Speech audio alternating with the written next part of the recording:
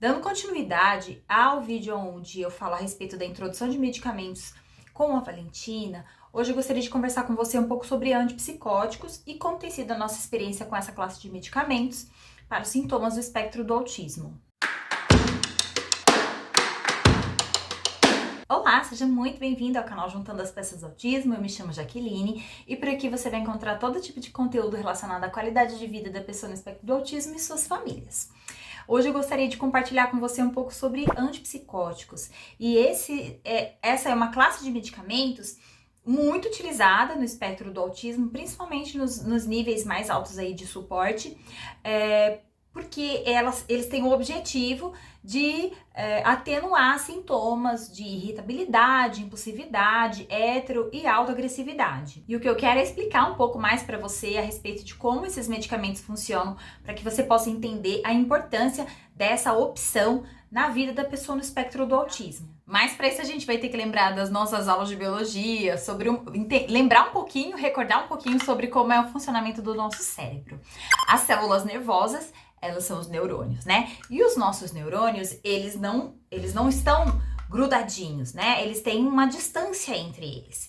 E essa distância, né, esse intervalo se chama fenda sináptica. Para que a informação de um neurônio chegue em outro neurônio, é necessário o uso de uma substância química que se chama neurotransmissor. E é essa substância química que vai, então, é como se ele fosse o correio, ele leva essa informação de um neurônio para o outro através dessa fenda sináptica. E aí nós temos serotonina, noradrenalina, dopamina, acetilcolina, todos esses são exemplos de neurotransmissores. E quando o cérebro produz mais ou menos do que deveria dessas substâncias, desses neurotransmissores, essa pessoa então vai ter sintomas. E é aí que surgem os transtornos. Desse modo, os antipsicóticos são medicamentos que vão atuar diretamente na regulação desses neurotransmissores, principalmente a dopamina. E a assimilação desses neurotransmissores, ela funciona no mecanismo que a gente chama de chave fechadura. Então, o neurotransmissor, ele se encaixa, né, numa parte do neurônio que a gente chama no receptor, né? Então, para cada neurotransmissor existe um receptor. E esses neurotransmissores, essa dopamina que está sendo produzida em excesso, ela vai se ligando a esses receptores e com esse excesso causando sintomas. E o que o antipsicótico ele vai fazer? Ele vai chegar, essa molécula, né, do medicamento vai se encaixar nesse receptor e tomar o lugar daquele neurotransmissor. Então, o neurotransmissor não vai conseguir se ligar porque já está ocupado ali com a molécula do medicamento. E aí, com isso, essa pessoa não vai ter os sintomas desse excesso de neurotransmissores circulando ali no sistema nervoso. Nem preciso te dizer que eu não sou médica, eu não sou neurocientista, mas eu tô te explicando do jeito que eu procurei aprender, né, para entender como funcionava esse mecanismo dentro do organismo da minha filha. E foi assim, dessa forma didática que eu pensei de trazer para você essa informação. Mais importante dizer para você que existem dois tipos de antipsicóticos. Os antipsicóticos típicos, que são também conhecidos como antipsicóticos de primeira geração, e os antipsicóticos atípicos, também conhecidos como de segunda geração. De primeira geração, um exemplo seria o Aldol, né, o haloperidol, o levozine, a levomepromazina. E de segunda geração, a gente tem risperidona, quetiapina e aripiprazol, por exemplo. Existem muitos outros, mas esses são os mais conhecidos. A principal diferença entre esses dois tipos de antipsicóticos está relacionada ao mecanismo de ação, que, consequentemente, também vai ter diferença nos efeitos colaterais.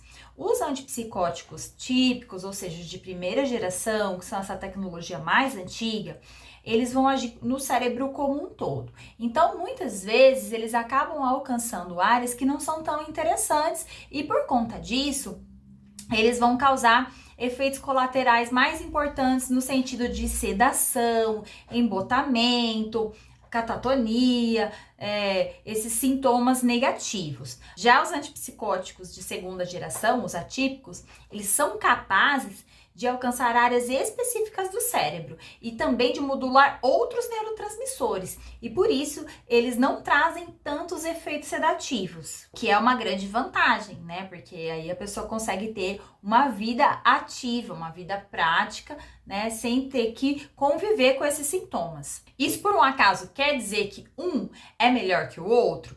De forma alguma. Na verdade, os antipsicóticos, eles serão indicados de acordo com o caso de cada paciente, né? Cada sistema nervoso tem um funcionamento completamente individual e o médico vai acompanhando a evolução dos sintomas e com isso ele consegue fazer uma indicação mais precisa se é um, se é outro ou se são os dois, como por exemplo é o caso da Valentina.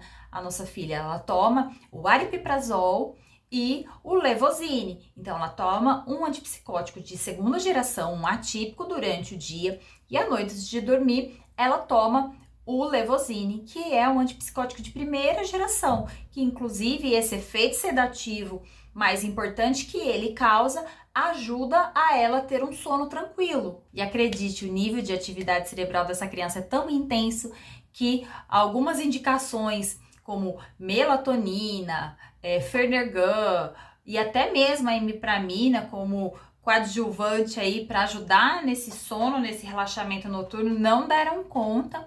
Então, todas essas opções foram tentadas, foram retiradas e o que funcionou e tem sido super positivo é realmente o levosine. A combinação do aripiprazol com o levosine para a Valentina foi muito positiva, porque só o aripiprazol também não estava dando conta dos sintomas positivos, né? Que é a agressividade, a impulsividade ao longo do dia. À medida que nós entramos com o levosine à noite para ela dormir, ele conseguiu alcançar ali um efeito sinergético junto com o aripiprazol e trazer realmente aquela qualidade de vida de volta. A nossa escolha pelo aripiprazol, embora ele seja um pouco mais caro, foi principalmente porque a risperidona não tinha uma indicação muito interessante para a Valentina, já que entre os efeitos colaterais mais importantes dela a gente tem o efeito metabólico, então o ganho de peso, o aumento do apetite muito importante e também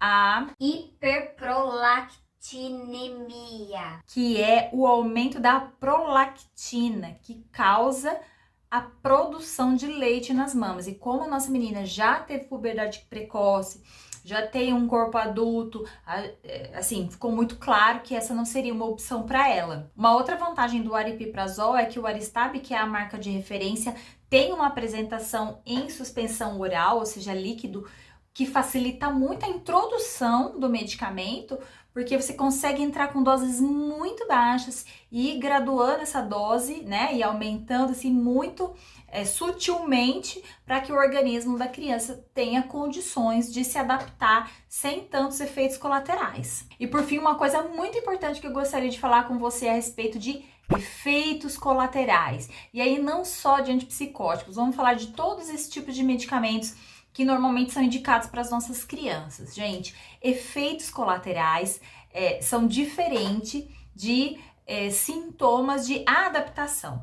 Então, pelo que eu pesquisei, qualquer medicamento que vai interferir no sistema nervoso, seja um antipsicótico ou qualquer outro que alcance esse sistema, eles precisam de pelo menos 40 dias para que o organismo se estabilize e realmente você saiba qual vai ser o efeito desse medicamento no organismo. Nas primeiras semanas, normalmente podem acontecer alguns sintomas, alguns efeitos colaterais, mas esses efeitos podem ser transitórios. Se eles não passarem depois de um mês, aí sim um médico deve ser consultado e ele vai avaliar se o medicamento deve ou não ser descontinuado. Do contrário, em geral, esses efeitos colaterais eles passam. A Valentina, por exemplo, quando nós entramos com o aripiprazol, ela teve dor de cabeça. Esse foi um dos efeitos colaterais assim, mais importantes, porque a Valentina não é de reclamar de dor e ela falava que estava doendo a cabeça. Então, nós lidamos ali com aquele sintoma por alguns dias e depois ela não teve mais dor de cabeça e ela não teve nenhum efeito colateral do aripiprazol. Mas nós esperamos esses 40 dias para tirar conclusões. Então eu vejo muitas vezes assim as mães falando para mim: eu tentei tal remédio, nossa, meu filho ficou agitado, meu filho não dormiu à noite, meu filho deu dor de barriga, deu dor de cabeça. Vai dar mesmo, no começo a gente pode ter uma série de sintomas, mas é importante que espere o organismo se adaptar para saber se esses sintomas vão permanecer ou se eles são efeitos transitórios de adaptação ou se eles são realmente efeitos colaterais, ou seja, aquele medicamento não é indicado para aquele organismo. E aí sim, tem que retornar no médico e buscar uma nova opção. Eu quis comentar isso, gente, porque é muito desconfortável a gente ver a nossa criança passando por esses efeitos colaterais. A gente fica angustiada, a gente quer tomar a dor da criança pra gente, mas de verdade, valeu muito a pena a gente ter esperado esse período de adaptação, porque hoje essas tecnologias, né, que a medicina traz pra gente através desses medicamentos trouxeram a qualidade de vida da nossa família de volta. Porque eu digo da família porque quando a criança sofre, todo mundo que tá ali em volta sofre também, né?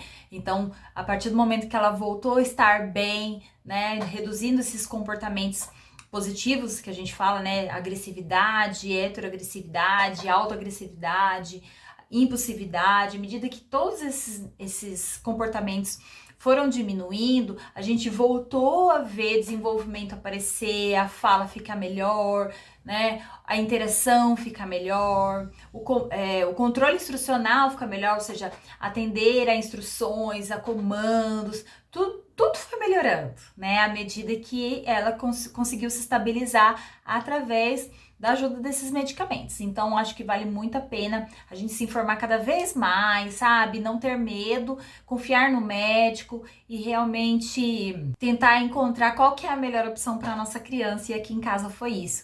Espero que você tenha gostado da nossa partilha, né? Da minha partilha com você. Obrigada pela companhia e até o próximo vídeo. Tchau, tchau!